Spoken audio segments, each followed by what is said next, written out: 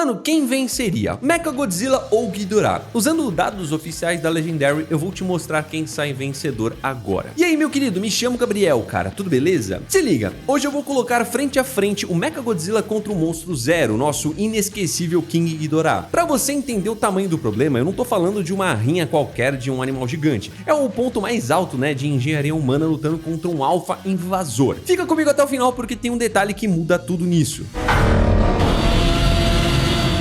Eu vou começar falando da estrutura física, mano, do tamanho e impacto puro, porque a construção corporal muda tudo no combate corpo a corpo, né? O Mechagodzilla que você viu no cinema não foi montado do nada. Ele tem cerca de 120 metros de altura e foi desenhado pela Apex Cybernetics, copiando a estrutura do Godzilla original, mas corrigindo o que os humanos consideram falhas na movimentação do rei original. A carcaça dele é formada por ligas metálicas fictícias, extremamente leves e incrivelmente rígidas. Isso significa que ele tem menos massa e é muito menos denso que um titã normal. Ter um corpo um pouco mais leve tira dele aquela estabilidade de um titã, mas dá a ele uma mobilidade e uma flexibilidade nas juntas que nenhum outro possui. Se você olhar com cuidado os braços do Mecha, eles são muito mais alongados, né, cheios de pistões hidráulicos e garras desenhadas especificamente para agarrar o pescoço de outros monstros e descer a pancada sem cansar. Do outro lado você tem o rei Ghidorah. O Ghidorah mede impressionantes 158 metros de altura e pesa 141 mil toneladas. Para você ter uma noção real, ele é quase 40 metros mais alto que o Mecha. Ele é ridiculamente mais pesado e tem uma envergadura de asas que cobre os céus de uma cidade inteira sem o menor esforço. A pele dele é recoberta por escamas grossas que possuem um papel de defesa que eu vou te explicar daqui a pouco. Quando a gente compara a capacidade de impacto dos dois numa luta, a dinâmica é complexa, porque o Mecha tem socos energizados em alta velocidade, mas o Ghidorah tem uma massa corporal gigantesca que não dá pra ignorar. Ele não tem mãos como o robô, né, mas as asas enormes superam essa necessidade tranquilamente. Se ele dá um empurrão usando o peso do corpo e a área da asa, o Mecha voa para trás só pela diferença extrema de peso. Além de usar as asas, o Ghidorah enrola as duas caudas musculares e os longos pescoços nas pernas e braços dos oponentes para poder levantar e derrubar pesos assustadores. Mas sendo muito justo, se for uma luta em um espaço curto, o Mecha tem um centro de gravidade e um design corporal muito mais adaptado para poder desferir golpes retos, né, e machucar rápido. E agora eu vou te explicar a parte que a galera adora debater, né, mano, o arsenal. Vamos falar do que eles usam para poder explodir o inimigo. O Mechagodzilla é literalmente um canivete suíço de guerra. Ele tem lançadores de mísseis altamente destrutivos escondidos por baixo, né, das placas da armadura, nos ombros e no torso. Esses mísseis disparam dezenas de ogivas ao mesmo tempo, causando explosões sequenciais que desorientam e queimam de verdade a pele até de titãs blindados. Mas a grande estrela do show da Apex é o grito de prótons, aquele feixe de energia vermelha que ele atira pela boca. Presta atenção nesse detalhe. Aquele feixe não age como o sopro atômico padrão do Godzilla, né? O laser do Mecha é altamente concentrado. Pensa nele como um bisturi aquecido. Ele corta, né, cara? Ele não empurra. Ele quer passar através da sua carne e te fatiar ao meio em questão de segundos. E o Ghidorah vai tentar contra-atacar como? Usando os famosos raios de gravidade. As três cabeças do dragão disparam correntes de eletricidade estática supermassivas que varrem prédios do mapa, queimando e destruindo quilômetros de área de uma só vez. E aqui eu faço questão de parar para poder matar um mito gigante que muita gente espalha na internet. Muitos fãs dizem que por ser uma máquina cheia de receptores, o Mechagodzilla ia simplesmente absorver os raios do Ghidorah para poder carregar a própria bateria e ganhar a luta de bobeira. Mas tira isso da cabeça, mano, porque isso não condiz com as leis desse universo. O Mecha ele foi criado para poder canalizar e rodar com a energia matriz localizada na Terra Oca. Aquilo é uma fonte estável que o reator dele suporta. Ele não é equipado com painéis de conversão de energia alienígena. Se você despeja bilhões de volts vindo de uma tempestade espacial diretamente num círculo projetado na Terra, você não carrega a bateria, né? Você incendeia a fiação toda. Em outras palavras, a eletricidade do rei Ghidorah é simplesmente a pior coisa para poder encostar no computador central, como a do Mechagodzilla. Mas agora indo pro corpo a corpo, né, com armas brancas, o robô carrega aquela cauda flexível que esconde uma furadeira giratória revestida de energia. É uma ferramenta feita para destruir órgãos internos. O Ghidorah não tem espadas ou serras na ponta da cauda. As deles são pontiagudas e servem mais como ganchos ou ferramentas de imobilização. A boca do dragão rasga e puxa, mas morder titânio não causa grandes sangramentos no robô. No arsenal de contato direto, o Mecha leva vantagem porque foi criado para poder picotar os inimigos, né? Porém, em danos à distância não existe nem comparação entre os dois.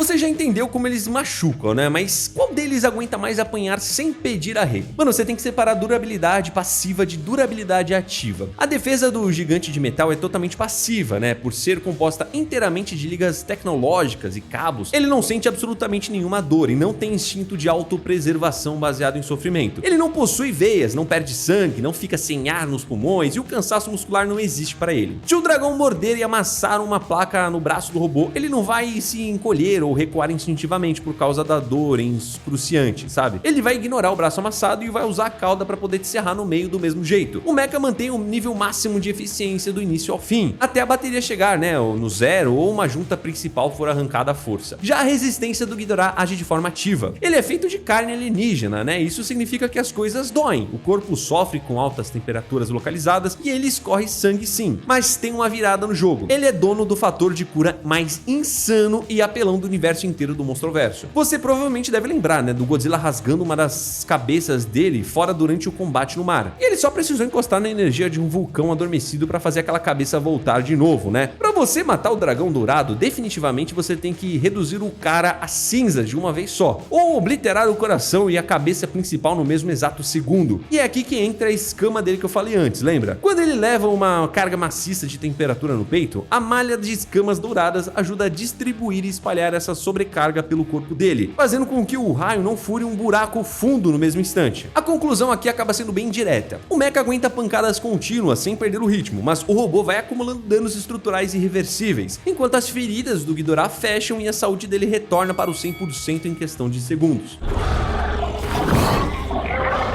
Agora pensa na movimentação deles e como eles interagem com o terreno, porque alvo parado vira sucata rapidinho, né? Diferente daqueles robôs militares lentos que andam como se tivessem peso nas pernas, os engenheiros da Apex colocaram foguetes vetoriais e jatos de propulsão intensa nas costas, ombros e calcanhares do Mechagodzilla. A função desses jatos não é fazer ele passear nas nuvens igual a um avião, não. Eles existem para permitir deslocamento repentino no solo, sabe? O robô dá impulsos laterais e frontais violentos para poder encurtar a distância num piscar de olhos, fugindo de investidas e conseguindo virar o próprio eixo numa agilidade inimaginável pro peso dele. Basicamente, a movimentação do mecha é a de um lutador de boxe de 120 metros. O grande obstáculo dele é que o Ghidorah simplesmente não precisa jogar nas regras da terra firme se ele achar o combate desfavorável. O dragão não domina apenas a força, né? Ele é o próprio dono dos céus. A compatibilidade de terreno favorece imensamente o Ghidorah. Se essa briga caísse no oceano, ambos estariam encrencados. O mecha afundaria como uma âncora pesada sem conseguir golpear direito, e o Ghidorah perde completamente o jeito lutando debaixo d'água contra caras rápidos. Mas no ambiente aéreo a coisa desanda. Só o movimento das asas dele gera correntes de ar com força de furacões categoria 6. Ele levanta voo muito rápido, né, e quebra a barreira do som cruzando os continentes, e tem o terrível hábito de agarrar presas perigosas, decolar até a camada fina da atmosfera e soltar o inimigo lá de cima, para poder observar a gravidade e terminar o serviço sujo. Em terra, o mecha escapa fácil de ataques engessados e ataca de volta com perfeição, mas se o alienígena decidir começar a voar, mano, ele imediatamente domina o jogo. E aqui eu trago pra você um ponto interessantíssimo: a inteligência e o instinto dos dois monstros. O cérebro virtual do Mechagodzilla é uma criação um tanto bizarra, né? É uma inteligência militar preditiva alimentada pelo fantasma neural que restava dentro do crânio do Kevin, que seria a cabeça esquerda do dragão que os humanos acabaram comprando no contrabando. Essa fusão bizarra apagou as fraquezas emocionais que o bicho tinha. O computador assumiu as rédeas, né, mano? Ele sabe mapear o corpo inteiro, não tem ataque de pânico e não hesita nem por um centésimo de segundo. O mecha derruba, identifica o ponto desprotegido, foca o laser cortante na garganta do inimigo e executa sem piedade. Ou seja, uma máquina agindo como uma máquina, né? Analisando o adversário de carne e osso, você olha pro Ghidorah e vê 3 processos intelectuais trabalhando ao mesmo tempo no mesmo corpo. A cabeça central, popularmente chamada de It pelos diretores, é o grande líder comandante. Ele possui traços claros de sadismo, é o estrategista que avalia o terreno e orquestra a maldade principal. As outras duas atuam como suportes independentes. Isso garante ao dragão uma percepção de 360 graus, né, sem nenhum ponto cego real. Enquanto o líder tenta cravar os dentes no seu ombro, a cabeça da direita tá cobrindo a retaguarda e carregando o raio para o caso de você tentar uma fuga rápida, e a cabeça da esquerda tá vigiando as suas pernas. Se você juntar a precisão fria de um cérebro de computador que anula os erros de uma hesitação de um lado, contra o radar impecável impecável de 3 inteligências alfa coordenando o mesmo movimento do outro, você obrigatoriamente chega em um empate nessa categoria. Colocando tudo isso na balança, como será que seria uma briga na prática? Cara, imagina a cena, uma cidade totalmente destruída, sem ninguém na rua, com espaço de sobra para os dois gigantes se pegarem no meio dos prédios caídos. Do nada o tempo fecha e o céu vira um redemoinho escuro. Os trovões estalam e o King Ghidorah aterriza pesado no meio de um cruzamento, esmagando o asfalto. Ele levanta as 3 cabeças para poder soltar aquele grito clássico. Mas do outro lado da fumaça, as luzes vermelhas do peito e das costas do Mechagodzilla acendem de uma vez.